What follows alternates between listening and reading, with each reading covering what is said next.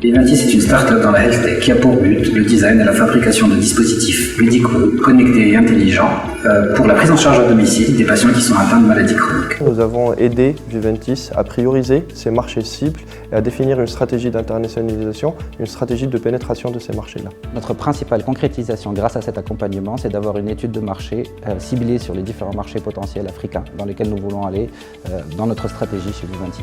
Le type d'accompagnement, c'était vraiment des sessions participatives où on a eu la chance d'avoir le retour de la start-up, sa vision, ses objectifs, pour faire en sorte que cette stratégie-là soit représentative autant que possible des principes et de la volonté des porteurs de projets et de ces start-upers-là.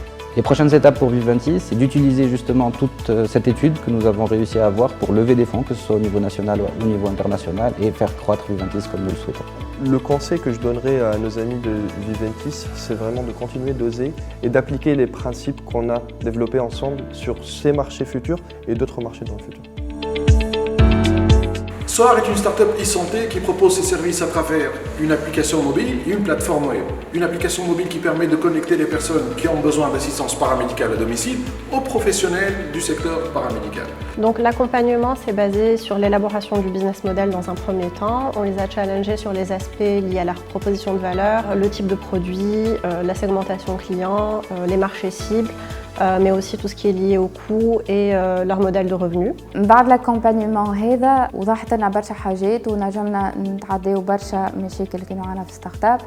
Et on pense qu'après cette accélération, اليوم نجمو نحكيو على le lancement officiel de la start-up SOAR.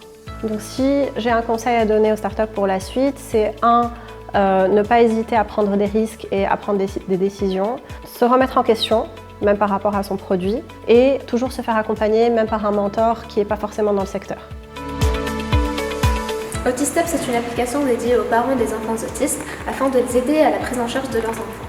Elle comprend 4 axes: psychonéducation, un forum qui va réunir tous les parents, un annuaire d'adresses des différents intervenants en matière d'autisme, ainsi qu'un journal de suivi et d'évolution.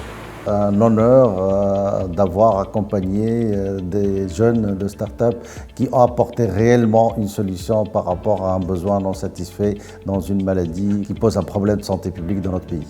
On a le volet l'accompagnement technique, marketing, l'établissement d'un business model, l'IT et le développement de l'application, ainsi que l'axe juridique et comment on crée une entreprise. Il s'agit de reprendre un peu les axes et de décortiquer axe par axe pour essayer de renforcer ce qui a été établi chaque fois qu'il y avait besoin de rectifier et d'apporter des solutions pour que ce soit plus pratique au niveau de l'usage. Notre application est programmée. On va commencer bien sûr par la médiatisation de l'application et on va lancer.